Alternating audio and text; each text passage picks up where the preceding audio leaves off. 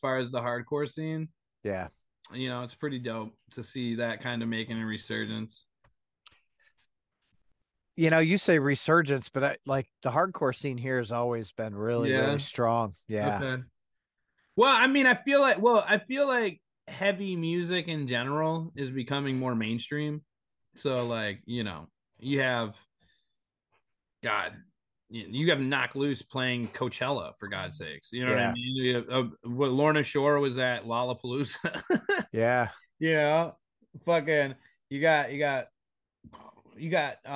bands like Slaughtered Prevail opening up for like Five Finger Death Punch now. Well, yeah, I know. And Knocked Loose is on tour with Slipknot right now. Slipknot and like, dude, and there's such like a juxtaposition in fan bases too, especially with Knock Loose, because like when I go to a Knock Loose show, I'm trying to knock someone loose, you know what I mean? Oh yeah. Everyone else, it's there to see Slipknot is like, let's bunch our shoulders together and push Uh, pit. it's so Slipknot didn't used to fucking be like that, dude. It's just Yeah. because like the Slipknot fans are getting old and they don't want to break a hip. Yeah. Well, it's the like, the new metal crowd too. I'm sure early Slipknot was like, so like, Slipknot when they started, I'm sure they were like the most hardcore shit in Des Moines at that point, right? So people were Yeah. going wild.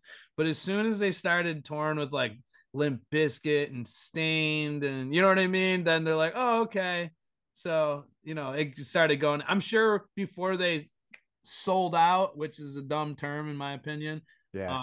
Yeah, they were probably the like heaviest shit around in their local scene. Yeah. So, I'm sure it's the so shows were insane.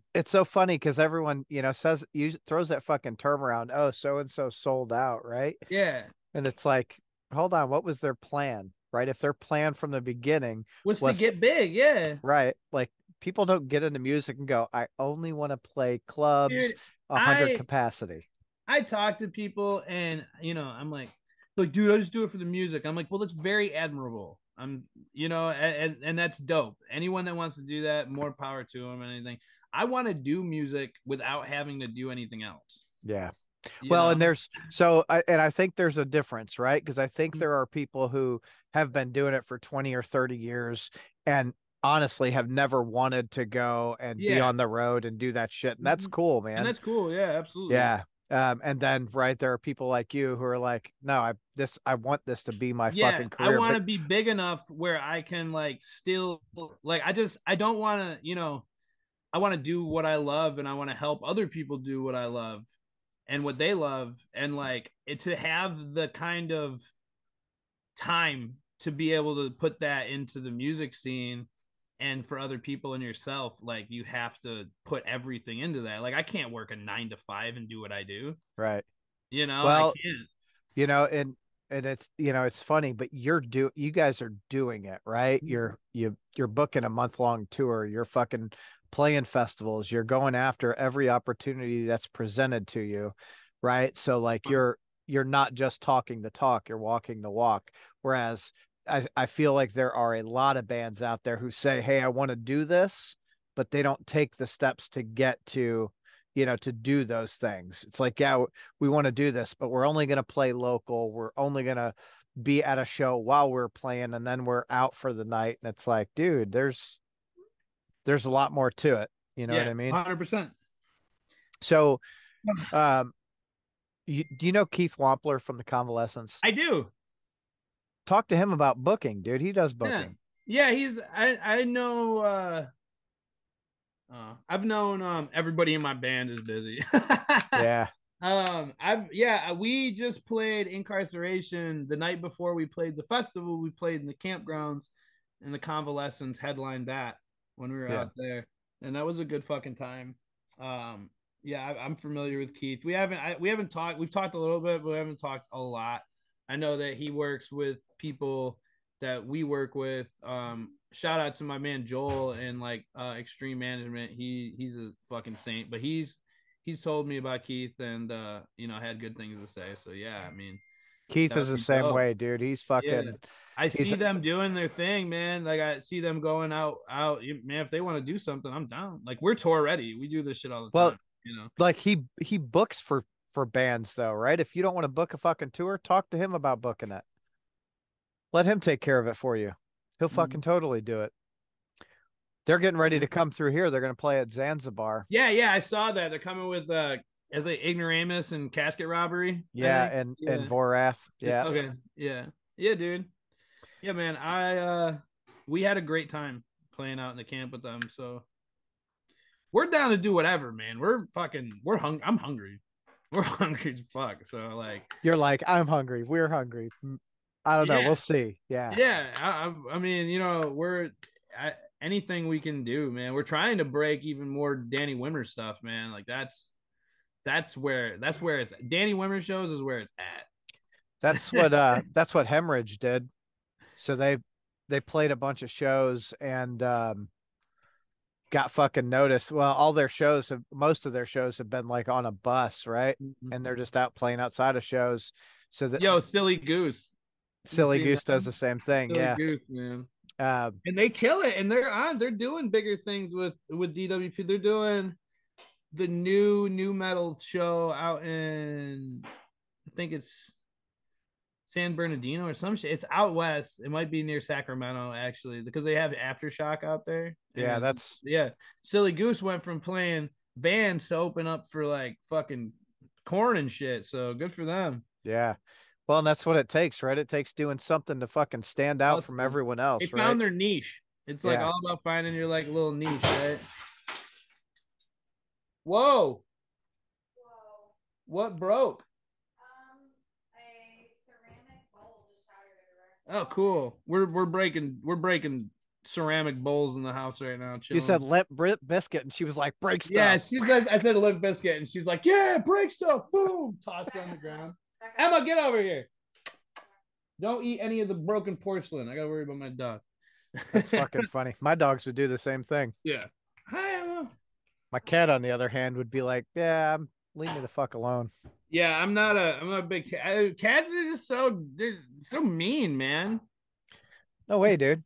They just chill.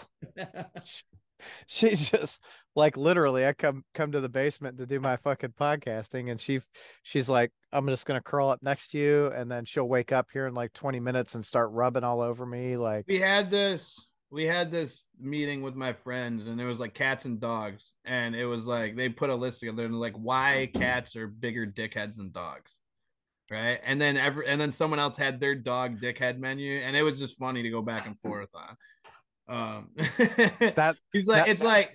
What we came up with essentially is like your dog, does a lot more asshole things because it needs more care, but your cat's gonna eat you like a day after you die. So that's fair. The fucking cat absolutely does. So let's talk about Fight From Within. Like, how long ago did you guys start? So we started. Me and my buddy Ty and a guy named Dylan and Matt and a kid Chris at the time. The band. I started this band with a whole bunch of people, and it is completely changed. So as they quite often do. Yeah.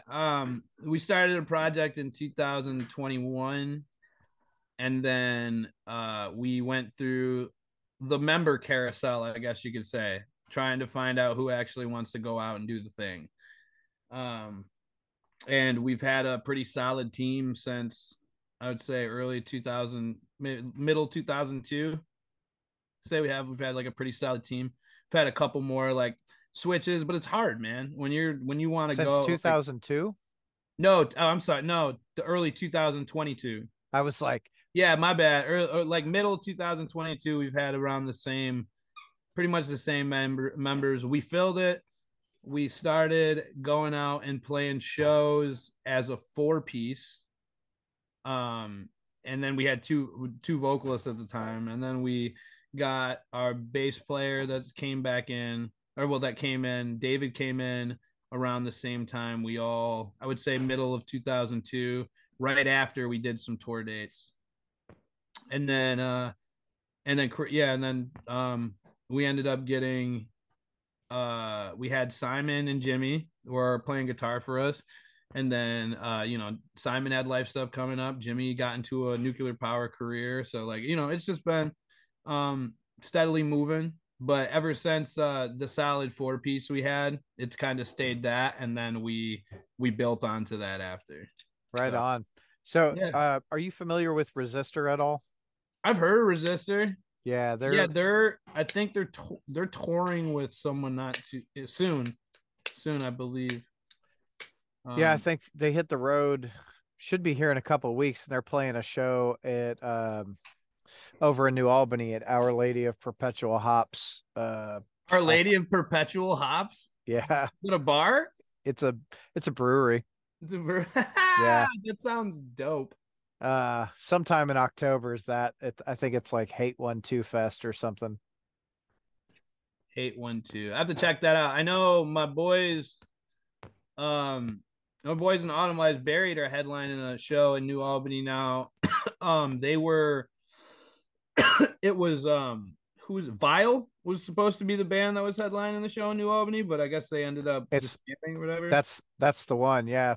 That's the Vi- one. Okay. Okay. Yeah. Yeah. Yeah. All right. Exit Wounds is playing. So Exit Wounds and us have a lot of history. okay. Those are our homies. We went on our tour last year with them. Right before we had our Blue Ridge debacle, we went on tour with them. That was fun. That's a good story. Oh, that's hold on. That was with Heartsick. Heartsick, yeah. Those Yeah. are the homies, man. Heartsick is the shit. Yeah. Heartsick. Not only do they kill it live and they smack on socials, but like they're such good dudes. Waylon is the man. They're all fucking Alfonso is the man. Like that was the first thing when they're all Barrick started playing with them when we went on tour. Their new drummer, he's fucking sick. Like they as soon as we toured, the last thing Alfonso asked is this stuff like, so like, is everything good? Was like, did you enjoy your time out with us and all this other shit? And I'm like, bro, we've just been hustling. Yeah, yeah, Yeah. dude, it's great. But he was like so worried. It felt like he was concerned with how we felt with the experience, and he took us with him. Like he hit us up. I was like, yo, Right. we're playing Ink. Come do shows with us. And I'm like, all right, let's get it.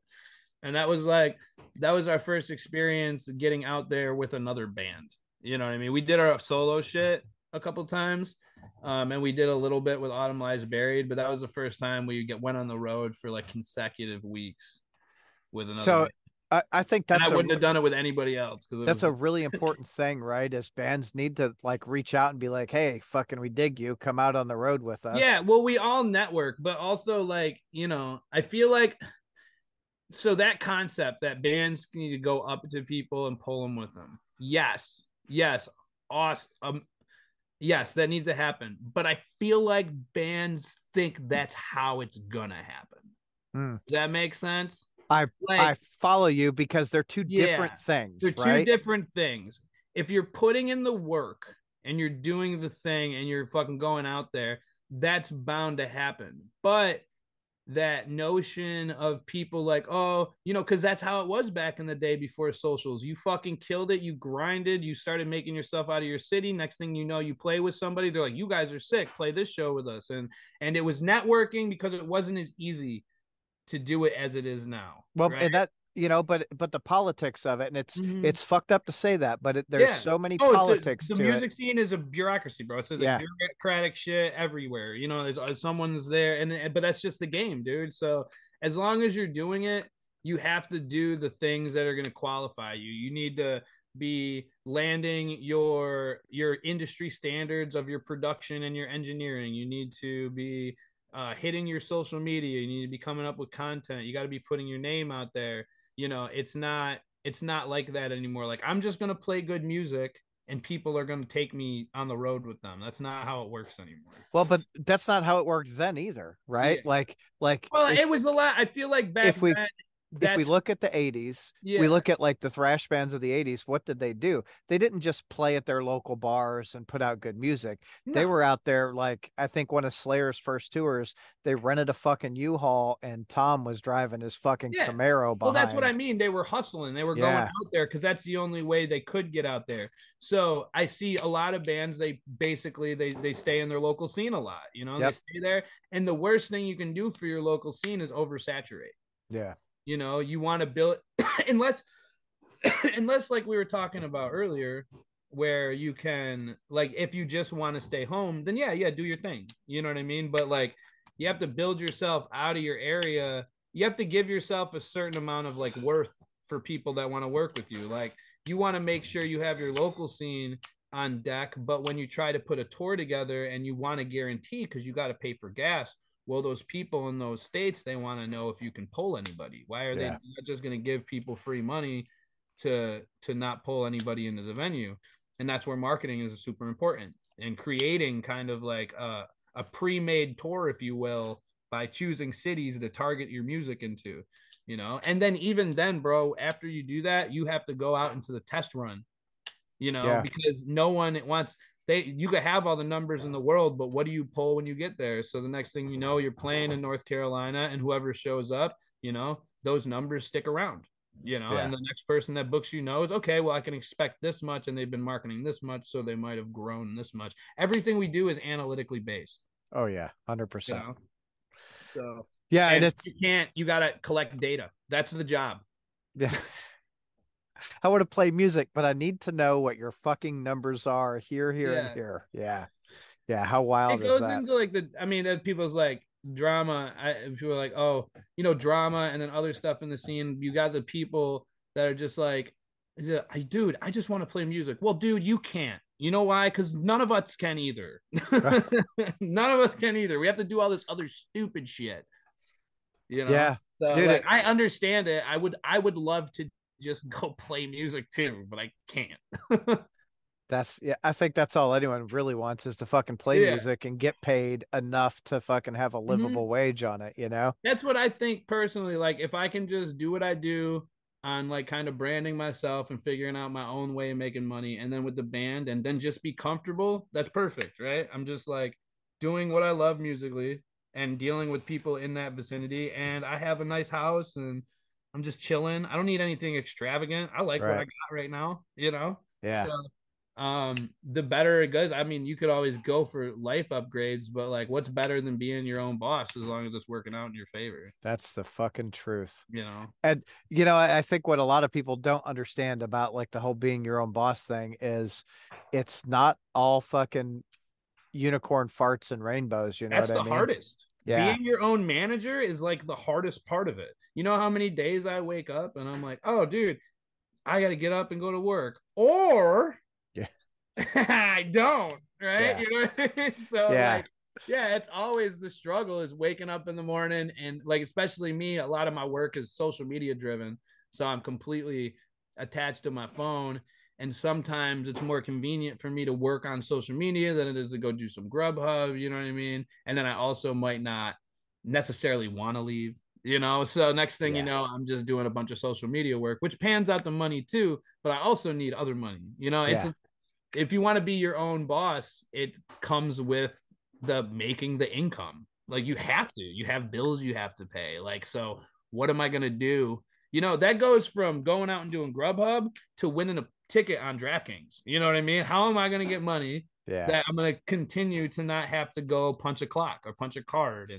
And that comes with constantly hustling and constantly figuring out what you're going to do and how it's going to go, you know? And that's it. That's the struggle of doing the music thing, like, and just doing that, you know, because most people can't. You can't. People, it's not easy to manage yourself. No. It's much easier for someone to say, hey, I need you at work or you're fired. And you're like, oh, okay, I just gotta go to work or I'll get fired. It gives you that. Yeah, well, and it's a lot easier, I think, for people to punch the fucking clock and to have that guaranteed check every week than it is for them to get up and self-motivate and do the hustle, right? Because it's fucking hard. Dude, the days like this year has been kind of a rough year for me, and there were months I'm like, oh fuck, I need to go get a job in a factory, but then I'm like, nah, I'm gonna figure this out and just keep rolling. Like, if you don't have a job, you have to literally come up with a way to provide goods or services to people so you can pay your bills. And that's like not it's not that easy. It's not that easy to, you know, but I feel like that's an important step for musicians, is because I think people should realize that the band is not going to be your pay all be all. Right. The band is going to provide you a source of reach that you can brand yourself to. You know what I mean? You come up with your own clothing line. You can come up with your, you can give people guitar lessons. You can figure out what you're going to do on social media. You can monetize a TikTok. You can do all this other stuff, and you have that band just feeding you followers. Yeah.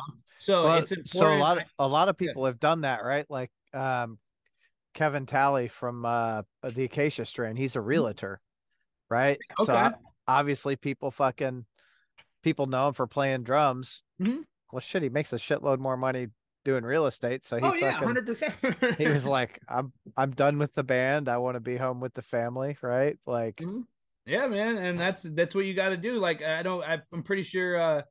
Is Kevin Kane? Kevin Kane. I think he does realty too, and he's part owner of wrong side and shit, and that's what you got to do. It's investment. You got to invest in yourself, because the band, in my opinion, the first goal of a band is to make that band self-sufficient. Yep. Where it's got to pay for itself. Money. Yeah, I can't. Yeah. Because I know I can't keep running like this, dog. You know what I'm saying? Yeah. We're not huge by any means, but we've been doing a lot of cool things, and it hasn't come from not spending a lot of money. Right. Well, let me ask you, right? What are some of the things that you guys do as a band to bring the money back in, aside from playing shows? Okay, so one thing that we do that's not too bad for us as a personal investment is we do a dues, right? We all work and we're all making our money. So some money every week extra just put to the side in the savings, like literally every week. Boom. I don't need this extra 10. I don't need this extra $25. So you got that compounding, and if you keep that for a couple months, by the time you need another video, hey, dude, $800 of it's already paid by just extra money to the side. Yeah. Merch is like the biggest thing. Pre-orders, make sure you're setting up your pre-orders. It's hard though to do that, because to do a good pre-order, you need to make sure that you're getting a certain amount of pre-orders, which means you have to have a certain amount of reach that you can push to sell that kind of, and it's like, yeah, it's all building blocks. Like your reach comes from the time you spend getting it and what your demographic is. So that means you have to get involved with your Instagram and we have fucking like 40,000 followers. Right. That isn't easy getting, and it's all organic, and that's why we're able to sell tickets and why we're able to, sell merch when we need to, collab with people, Damn, dude, I had people send me fucking hot sauce and beard care, and I'm just in a band, just fucking, if you got platforms, like people want you to, try their stuff and like dude sent me a t-shirt and beard stuff, bro. I'm about to wear that t-shirt on my stream tomorrow and put some beard stuff in, man. Hell yeah, dude. Whatever you got to do. The more people you reach, the more opportunities are going to come to you.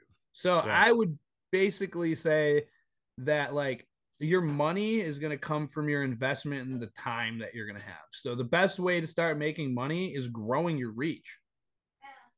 You got to grow your reach, man. You got to have your ROI is awful. Your ROI with Facebook and anything else is going to be terrible. Like Facebook sends your stuff to like 0.03. I have 15,000 followers. I put out a post and sometimes it gets 25 likes. Like, you know what I'm saying? Like nobody sees it. It's not pushing it out there. So like you have to get as many people possible so they even see your shit. Yeah. Yeah, it's fucked up how they do that. But there they are want other you ways, to spend like money. you're saying. They don't. Hell yeah, they do. Because they've got a platform they need to keep running too. But if you're not willing to spend the fucking money, they're going to go to someone who will. I know it sucks, but if you are able to build your fan base to a certain extent where it's worth it, I myself on my personal page, I can run ads. I can literally run ads directly to my followers, right? Mm-hmm. So like that's a good thing about the ads too on a shit end of the stick. Now, if you don't have a following, it's hard because most of your money is going to go into running ads to gain more of a following. Once you have a following, then you can target your targets to make money. And you're already following me. Give me your money now. Yeah, basically. Yeah. That sounds real shitty. That's not what I mean. It's like, hey, dude, money time. Yeah. If selling merch, you have to have it really all ties in the same thing. I tell people that like followers, when you have followers, that's just what it is. These people are following you, so make sure you're being a leader. Yeah. Right. Don't For take sure. life for what it is. So make sure you're doing things right, but that's what you're gaining. You're getting more followers. Gain more followers, it's more reach, and you can take your investment and turn it into something. But if you don't take care of your socials, you can still do stuff, but you're limiting the amount of people you have coming to you. So you guys do t-shirts. Do you guys do physical copies of any music? So we haven't. That's another thing. We have all singles. We haven't put out any albums or anything yet. We're putting out our first album soon, and then we're gonna do physicals. Absolutely. What kind? People love that shit. Collector stuff, man. Vinyls. People love that shit. Don't ever underestimate. I have a fucking Boundaries vinyl sitting right there. My girl got me. Dude, I got thousands of vinyl sitting right behind the computer right here. So just niche stuff is the best, man. Everybody can make shirts and stuff. You want to come up with something that other people don't have. Like I want to start doing I wear a lot of bucket hats, so I want to start making my own bucket hats and shit. That's something I'd like to do. Hell yeah.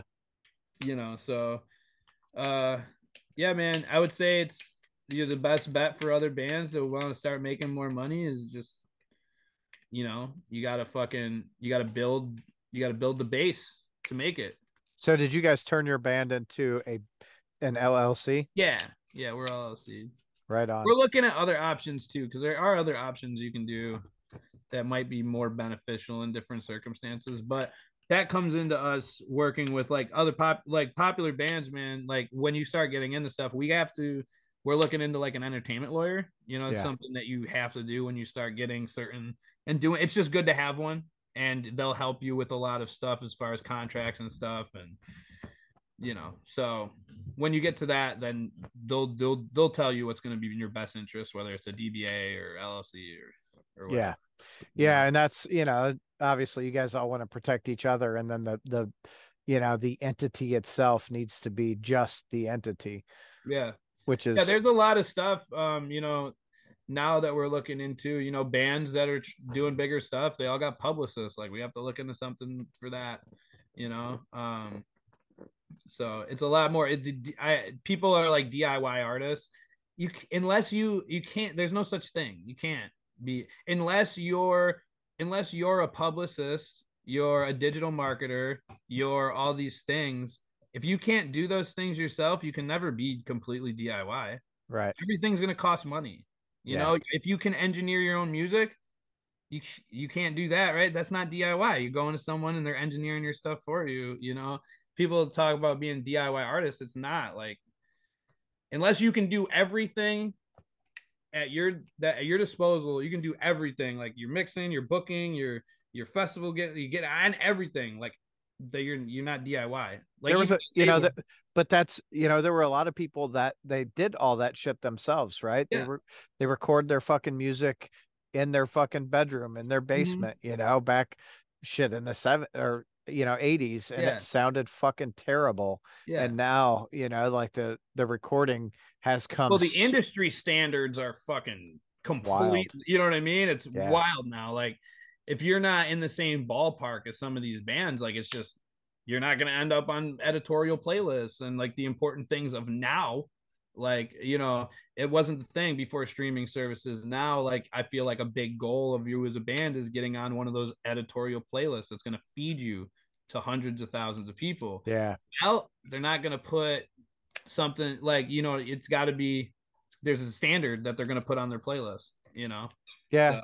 So. Well, you're right. That's definitely part of it. But the other part of it is doing exactly what you're doing, going out, hustling, playing the shows. The drive. Yeah. Everything's built by numbers. So like even Spotify, as big as they are, when they put a band on a playlist, they want to make sure that band's going to provide some kind of people coming back to that playlist to give that playlist more followers. That's all of this stuff is like a constant cycle. So everything if you have zero reach, why are they just going to throw you up in a playlist? They want to make sure your algorithm's popping, that you put these stuff together, you're building yourself. So so something you guys might like keep in your pocket, a lot of bands are moving to like doing all the recording and shit themselves and just licensing out the music. So they retain all the publishing rights because like Yeah. all the fucking labels, what have they done historically is they're like we're either taking the publishing rights or we're taking part of the publishing rights, and it's like you guys didn't fucking write shit. Why get why get publishing? Well, Just talk. that's the thing with that's the DIY stuff too, though. Like a label is gonna do when you're with a label, all those things I was talking about that you need to do if you're not an expert, they give you a payout and they take care of all that for you. Yeah. So if you can't do all of those things, then a label is, it's a good way to go if you don't know what you're doing. Well, it can be, but it can be, but yeah, if you're willing, if you're already started the band and you're willing to put in the work, you don't have to know how to do everything. You just have to know how to get the right people in those places. And that's what we do. We freelance most of our stuff, Yeah. And, we have at the bands building a community, man. You have to like build a community. We have such an awesome community. We have a chat with hundreds of people in it. We got a Discord. We got all the festival groups we're a part of. And it's like, that's another thing. You have to have people pushing for you constantly. That's how you start. When you start making waves, when you don't have to market yourself, that's when you're doing things. It's creating a raving fan. Yeah, 100%. Like the amount of times every time like Rocklahoma or Sonic Temple or anything like that is getting ready to drop, or the lineup, they're always tagging us. Eventually someone's gonna see it. And that's how we've ended up on Ink and shit like that. Yeah. We want to battle the bands to get on there. And then we blew the place away and they booked us. So hell yeah. Well, Hemorrhage did they're out playing their fucking shows and just making waves and going viral and doing their thing. DWP reached out to them, put them on Louder Than Life and Aftershock, and it's like fucking good for you guys. It is just it's just hot. It's just such a constant hustle, man. It's such a it is a constant hustle that like as soon as you wake up, your band is a brand and your brand is a business, right? So like every business doesn't, some of them close maybe for a Sunday or something, but for the most part, most businesses are running 7 days a week. Yeah. It doesn't fucking stop. Yeah, it doesn't ever end. So if you want your business to grow, you got to be taking care of it every day. Yeah. You do. You have to nurture it. So yeah. I haven't slept in months. Yeah. Yeah. I don't know what sleep is either. Yeah. I literally said that to a booking agent earlier we were talking to. And I was like, all right, if we can take care of these last 3 dates, I can finally sleep again. Yeah. Yeah, I don't know what that's like. Like I don't know. I mean, I say I don't sleep. I'm up at like 4 a.m, 5 a.m. I can't do that. I'm going to bed at that time and then waking up like a half hour later. No, I mean, I pretty much got a routine now, dude. I get up, I go through socials and get coffee. That's like 2 hours to get before I even get done with social media. I'm on there like for 2 hours. Yeah. Then I see what everything's like out on Grubhub, see if I can make money that way. And then I'm talking to my social media clients all day. And then I got to build my personal profile. Like even just posting on Facebook and stuff gets me money too.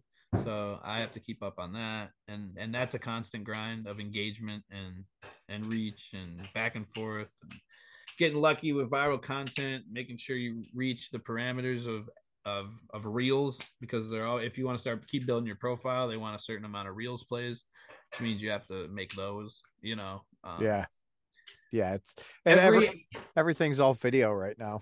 Yeah, I feel like mostly every day and every turn and everything I'm doing is some way their shape revolved around money. Because it fucking is. Yeah. like trust me, I get it, dude. Yeah. I'm literally the same way. I wake up, I go from my bed to my computer. I'm in front of that for fucking hour and a half or 2 hours while my dogs Forever. are My eating. girl hates it, dude. My girl hates it, and I don't blame her, but it's but she's cool. She gets it though. You know what I mean? Yeah. She's very my girl's very supportive of everything I do, which is important. But yeah, she's like even right now. Today's date day, but I'm doing this right Oh now. shit. She's like, you son To of a be fair, this bitch. was scheduled before we started our weekly date day. So Oh, that's fair. yeah. So we do ours. I mean, we tried it. I don't know. We've been together. How long have we been together? 12 Oh and a man, half she better not years. hear that, dude. 12 Go and a back half. up Nah, on my she shoulder. knows. 12 and a half fucking years. She, and she's a nurse. So like I do my Okay. thing and she does her thing. And like today she fucking worked. So I'm like, hey, I got an interview tonight. She's like, cool. I'm gonna fucking decompress without you around, so you don't talk to me. Like, Okay, bye. yeah, see ya. um, oh yeah, this is Emma. Hi, Emma. You are pretty. Holy shit, I like the mask. Yeah, she's got the same print on her butt, so I call her S face. Oh, That, that's fucking hilarious. I I'd show you mine, but they're all upstairs. One of them's missing a leg now. oh, yeah, we got three more downstairs. We got a bunch of pit bulls, Yeah, all ours too. different types. We got one of them. My girl's dog is a clumber. What is that? A clumber spaniel pit bull mix, and then I got her. She's a staffy, and then we got an American downstairs, and then their crossbreed of the staffy and American. Hell yeah. Yeah, mine are all mutts too. Yeah, I've always been a big pit bull guy. Yeah. Well, I started out as a Dobie guy when I was a kid. Love me some Dobermans. I love Rottweilers too. Yeah. Colors. I always like the fucking black and yellow or black and orange. Black and yellow, black and yellow. I love brindles. Yeah, brindles are. Brindle's cool as fuck too. Mhm. We had my sister used to raise Presa Canario. Okay. Yeah, And I had a brindle staff that was fucking gorgeous. Her name was Nina. yeah, she had Zeus. He was 160 pound fucking brindle Presa, dude. And he was dude's the nicest fucking dog in the world. His head was like so fucking big. I miss that dude. So when are you guys playing down here? I can't like say it, but soon. Yeah, Okay. we'll be here. We'll be here soon. Probably November-ish, maybe, kind of. That's what I'll give you. Okay. Somewhere around November. Around it's probably there's a 2 in it. It's probably like the 20th or the 19th. Maybe there's a 2. Who knows? So It's mid-November. what venue are you guys playing? It's the same one it's I'm Okay. pretty sure it's losers. Okay. Or wrong side. I can't say my like it's not announced yet, so I can't really say nothing. It's just the more you deal with like it'll be announced, the tour will be announced soon, and we're gonna come through the Louisville area. You know, All right. you deal with like booking agents and everything's always hush hush now until like Yeah. everything's compromised. But Wait until we fucking confirm it all and they could yeah, blast but it. I get it. I get it. I get it. Yeah. Yeah, Because for who sure. knows? You got to cross your T's and dot your I's. And I don't want to announce something that recently got changed, or that's just. Hey, Yeah. remember the bureaucratic stuff we were talking about? This is part of it. Yeah. Yeah, this is it. Wait till you get involved with like DBAs and. So as a band, where do you guys like playing most right now? Like geographically. Sure, we could go geographically or we could go club specific. Okay, all right. So I love Ohio. Ohio loves us. So those shows are popping. But nothing beats like our home state shows because people go wild. And like most of we're like, for those who haven't heard us before, we're like tough guy metalcore. Like, so, I guess we could be labeled as like a lot of our people we love are like Amur and Attila and the Acacia Strain and Bury Your Dead and Every Time I Die. And, Yeah. so we're, and we kind of throughout our growth as a band, we just kind of ended up this fuck you band. right? So like most of our music is just like super resentful. Like and we kind of, I mean, we just, and it all just comes from life experience, dude. You listen, you go through every band, every one of them has a story of being surrounded by snaky ass fake fucking assholes. And like, Yep. the more you get involved with the music scene, especially, dude, you find out the people you think are your friends are not your friends in any way, shape, or form. No, because everyone just wants to ride on coattails Yeah, wherever it's and we going. and we experienced some of that, man. And like, everyone in some way, shape, or form got like, especially the people who are writing the lyrics had experienced the same thing throughout their careers. Our band now is like, everyone in the band was in bigger projects in New York for the most part, except for me. I had projects, but my part in this is mostly the social media aspect, right? I do vocals, I can book, I have contacts, and I do social media really well. Patty was in a big band in Rochester called Diluted. And then he has a side project that's Starstruck Smiley, and then he's got a rap project. David, we used to be in a band called Perspectives, who was big up there. And he has a rap project, and then he had another metal project. Christian, he's just a kid, man. And this is his first band, and he's like super psyched about his first band experience. Tim was in a deathcore band called Salt the Wound, really big out in the MySpace area. MySpace era. And then he's in a band called Kings and Thieves, and then he joined us. John is a booker and he's a booker, he's a promoter, and he's like a stage hand, and he helps with shows, and he's in a metalcore band. So like, we kind of just super grouped from New York. There's a bunch of guys that were doing the thing. That's how it fucking goes, though, right? Yeah. Like, everyone's got to be on the same page, especially when you get into a band, because it's like you're fucking married to it, right? And if you guys aren't on the same page, it's not gonna last. So we're doing the thing, and we had fun. A lot of us writing lyrics, especially with Patty and Dave, both have like a rap influence because they like that whole side. Yeah. We've been able to find out how to incorporate that, and then we love samples in our shit. We try to do shit like that all the time. We all play video games, so 1v1 was very easy to make because it was just like a fuck you song and then incorporate a video game theme, and then and it's just, I mean, the lyrics, they just come out, and that's what we kind of vibed as. People love that shit. Well, and that's shit. it's the fucking presence too on stage. Like, I've not seen you guys, but I've seen the videos, and it's like you do what you can to get the crowd involved. Oh yeah. And that's the best thing. Like, so you were saying places to play. Dude, give me a fucking dirty 200 cap floor show at a VFW. You know what I mean? Give me completely oversold by 70 people. It is a disaster. People are kicking people to open the pit up in some kind of manner or form. People are jumping onto the crowd and they can't step down. Bro, shows like that back in the day for me, like with the Acacia Strain and Recon,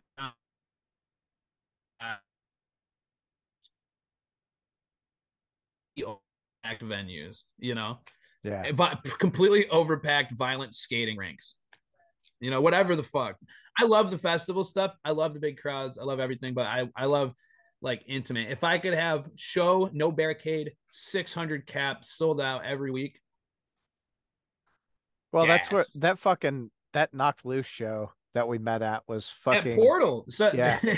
Dude, that was dope too. So I got this Knocked Loose tattoo, and I grabbed the mic for that part, and they let me sit up there. It was dope.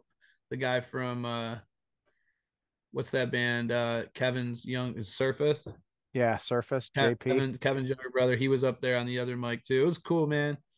Yeah, exactly, just like that. And even that, like, that there, it was packed, but it wasn't packed. You know what I mean? Perfect. So I would love by doing that shit, like 100%. That place is a cool place to see fucking shows at too. Portal's dope. I want to play a show there, but it is kind of big, you know what I mean? And they have to pay staff. So I believe it's like you have to you have to secure the spot, which is still dope. It's definitely worth it with the shows that come Well, through. you've got two options there, right? If you can sell the tickets, they'll do it, or Yeah. you can rent the fucking spot out Yeah, and do it, 100%. right? Yeah, and that like that backstage area, they got fucking tattoo shop. They're getting ready to have a record store. Yeah. They've got some recording studios back there. That was your friend that was there, wasn't it? He gave me his Yeah, card. Yeah. Shane. Okay. Yeah, Mhm. yeah. Fucking Okay. does all my shit. Yeah, my man Jake Shirley down here does tattoos. I need more tattoos, man. I have a lot of tattoos, but I need more. Who doesn't need more tattoos? That's the truth. You know what I'm saying? Yeah. I wish I could always get more tattoos. Yeah, I called him the I other want day. to I get was my like, neck filled out. I want to I was get. like, hey, dude, what are you fucking doing? He's like, nothing. I'm like, you want to do a tattoo? He's like, yeah. I'm like, cool. I'll see you at the shop. Yeah. Like, all right, Oh yeah, dude. that's good shit. And that's good because usually tattoo artists are super booked out too. Yeah, I mean, he just opened the shop. Fuck, I think he just opened it right before that show. Actually, Okay. probably like a couple of days before that show. I feel like it's a good place to get tattoos on big days. Fuck yeah. Yeah. Well, and they do a lot. Like they have a lot of shows. They've got I don't know. They've got the Thursday I wanted to show. go to that Drain Tsunami show, but that shit, Oh yeah, yeah. I and wanted to go to that, but it was expensive. Kublai It's, Khan fucking sold out. it's hard out here. Oh, of course it did. Yeah, That's the one during Louder Than Life. yeah. Yeah, I'm working Louder Than Life. I'm with a Catholic Clothing. Okay, Shout out to Catholic. Yeah, doing working their booth with them. We have a collab we're doing too with our band with their shirts, so it'd be dope. right on. I Might as got well. I live down here. I might as well go do the thing. fuck yeah. You may as well. I'll be yeah. I still haven't decided. I want to go see Slayer, but I don't know if I'm gonna actually show up. I might You go don't to even the need to see Slayer, man. You just go to the festival and people are just gonna be like, Slayer, fucking Slayer. I fucking love Slayer. I'm that guy. Yeah. Like fucking Slayer. Fucking Slayer. Yeah. You know, for like I'm a festival head. So like even before the band, like I was at Carolina Rebellion and all that other shit. I've been going to these shows. I was at Louder when it was down at Champion still. Yeah, me too.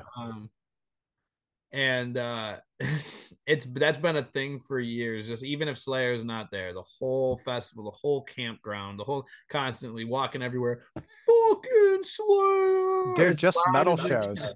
I'll be in fucking Nashville at some It's as a matter of fact, I was going specifically to from see the fucking festival crowd, dude. They do that shit. dude, I went to go see Mastodon and Gojira in Nashville with Lorna Shore, and fucking you hear the crowd fucking Slayer. I'm like, you gotta be shitting me. Like, all Yeah. right. So Yeah, fucking funny. it is funny. Us old people, we know how to party. Fucking It's okay, Slayer. man. I'm there too. I'm there too. We're a metalcore band. We're out doing fun things with all the kids, but I'll be 37. I'll be 37 soon. Oh shit, I'm almost 50.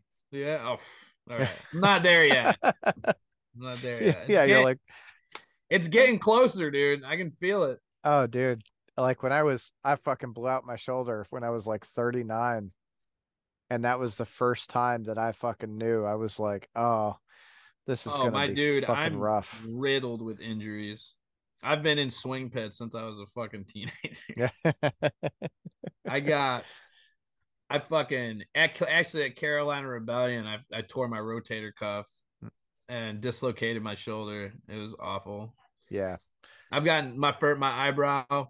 I got my eyebrow split open, and it was from my like first hardcore show, and it completely smashed my eyebrow. It's the scar I got.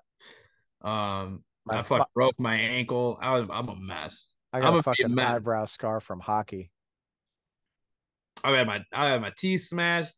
I'm a mess. Yeah. I've had injury over injury. Oh, dude, it's fucking terrible for sure. Like, and the all older that you stuff get, come the back worse to it haunt gets. you later. Like I'd be in there dancing now, and like I'll pull my shoulder out. Like, fuck, I'm out of commission for like 8 hours. You know?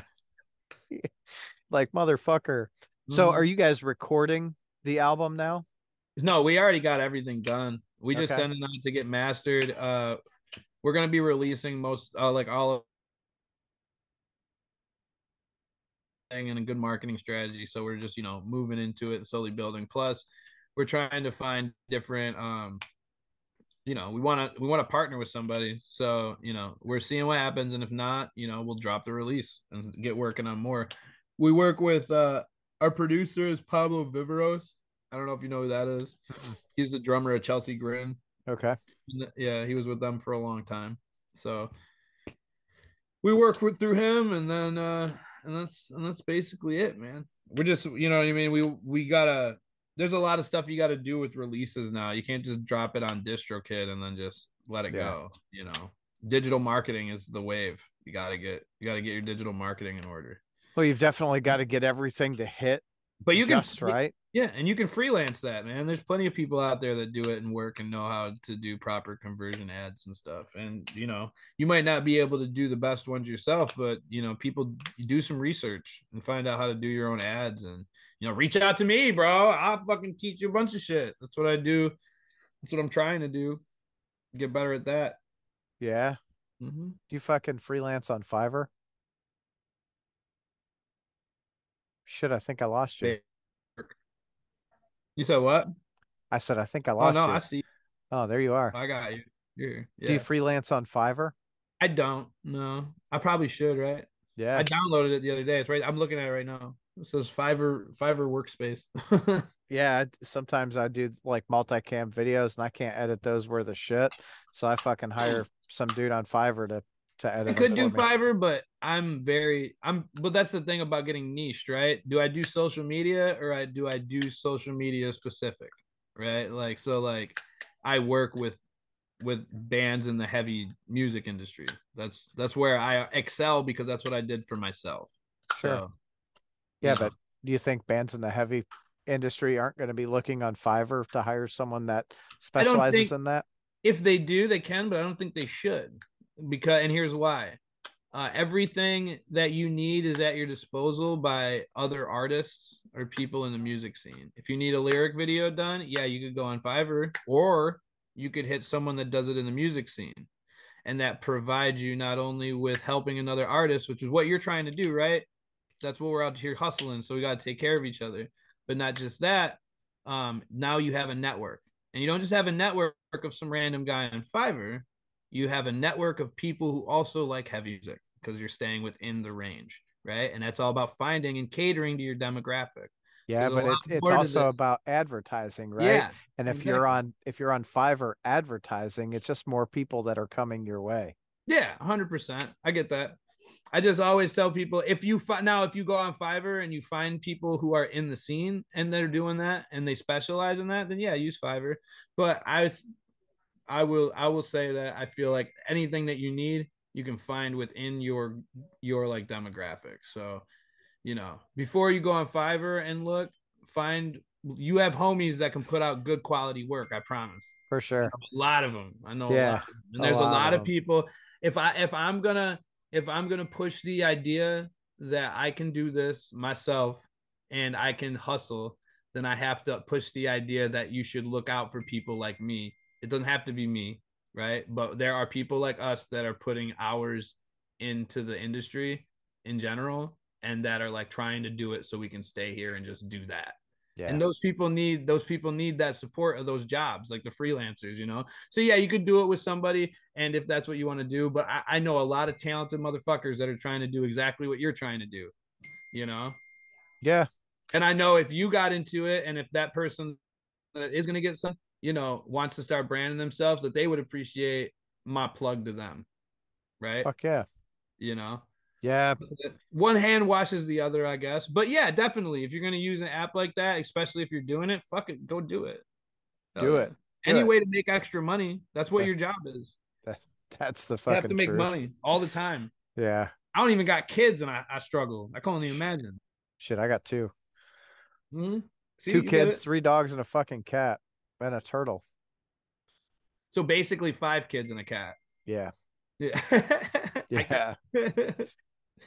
Yeah, those fucking dogs, dude. They are just like kids. Jesus Christ, it's hilarious. This one I can't get. Like, she's behind me. If I'm in the room and she's in the room, she has to be 2 feet up my ass. Yeah. Like not even next to me. She's got to be on top. But when I'm we go to, she's one of those dogs that like I'll be sitting somewhere. She'll climb.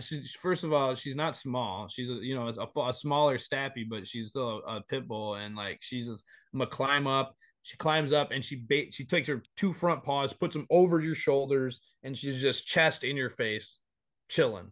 And I'm just Yeah. like, yeah, dude, this is cool. This isn't inconvenient to me at all. Yeah, no, not at all. Ours, it's fucking at bedtime. Camille, like we try to keep two of the dogs with my son, and then one of the dogs stays with us. The Yeah. three-legged stays with us. Uh, but if our oldest one, Camille, she comes in, she fucking gets right under the damn cover. She's like, "Oh, I'm gonna sleep here, and I'll keep you warm." And you're like, "Jesus, it's fucking 90 degrees outside. Can you not be there?" There we go. You're We keep back. freezing. Yeah, I lost you for a second. It's all Yeah. right. It's I think my son's playing video games. It says your connection is I was just unstable. about to say that. It's funny because you say that, and I'm over here and I'm listening to my girl play Search and Destroy right now. That's fucking funny. Yeah, Yeah, me and my girl play a lot of Call of Duty. I don't fucking I play a Mario game on my phone. Do you? Yeah, that's about the extent of it. I literally don't have time to do anything else. Bro, I play Call of Duty, right? But I am a sweaty like Madden player. Like football, like Yeah. online football. Oh, dude, I'm a sweat. I love it. So that's like music and everything. I'm a football fanatic. Like I mentioned the tickets for like DraftKings and shit Yeah. earlier. I play that shit religiously. Yeah, when I can. I mean, I'm good at it though too. I hit 2 tickets on preseason, and who knows what the fuck's gonna happen in a preseason game? Yeah. You know, I just took a Well, bunch of unders, but like I get so into that shit. I'm in 4 fantasy leagues. holy shit. I know like I run a $2,000 fantasy league. Um, I'm all over all the player analytics. I'm watching the games. I'm looking at the weather. So I'm not super into like sports. I like baseball, I'll go to a Yeah. game, but I love the fucking Lions. When they went 0-16, I was cheering for them on that at game Oh, for 16. what? Detroit, dude. Yeah. So like the Lions look good, man. The Yeah. Lions fucking look good. They Dan got Campbell Jamar. fucking is dude. Their running back room and their receiving core is great. Amon-Ra St. Brown is a monster. Their Mar Gibbs from Alabama is their running back, and he's like a quality scat back. Like he's catching the ball in the backfield all the time. I don't Yeah. even know if they have David Montgomery anymore, but they had both of them. It was David Montgomery and Jameer. So it was Yeah, wild. they're gonna fucking I think they're gonna do really well this year. And Like they Jared Goff's good, man. He's not the best quarterback, but he's formidable, So yeah. Well, and Campbell, I think Campbell's a really good fucking Dan coach. Campbell's the man. He's like Yep. him. So like surprisingly, I'm a Cowboys fan, and I like their head coach too. Hmm. Um, but I would say Dan Campbell and him are my favorite. As in Mike Dabo, I think his name is. Yeah, I couldn't even tell you. Yeah, for the Giants, he's like old school. He seems like old school New York type Italian guy, and he's got a good attitude. But I Yeah. hate the Giants, so So in I retrospect, like fuck that guy. I like Dan because he was on the 0-16 team. Yeah, It's so funny. He played fucking 0-16 and he comes back as Dan the Campbell was coach. on the Cowboys too. I'm pretty sure. Yeah, I don't know. I think he I know he was. was on the Or he 0-16 coached with team. him at some point. Like fuck. Good for him, dude. Right? For Yeah. coming and I think, the team has really turned around. I mean, shit, we've got 100 years of fucking losing, you know? Yeah, you guys haven't even been to a Super Bowl, man. It's No. fucking sad. Yeah, fuck. It's so crazy because they had fucking Barry Sanders. Yeah.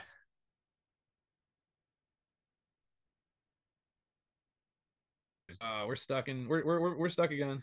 There we are. Kids playing Fortnite. It's all Yeah. right. We're good. I don't know what he's fucking playing. I'm about to go play something Yeah. after Yeah, this. I think I'm gonna fucking actually get off here. I'm gonna go to bed. All right, 'Cause dude. four Well, comes thanks for early, having bro. me on, man. Oh yeah. If we can always do this again, man. I can get more of the guys in here. Everybody, I know 2 of my guys are on vacation right now, so Cool. But Yeah, we'll I do it appreciate again. you having me on. Let's do it when you announce and we can fucking talk tour routing and all that good shit. No, it's next week. So Cool. hopefully. All right. All right, dude. I'll talk to you again. I'll hit you up on Instagram. Hell yeah. Have a great night. All right, dude. You too. Later.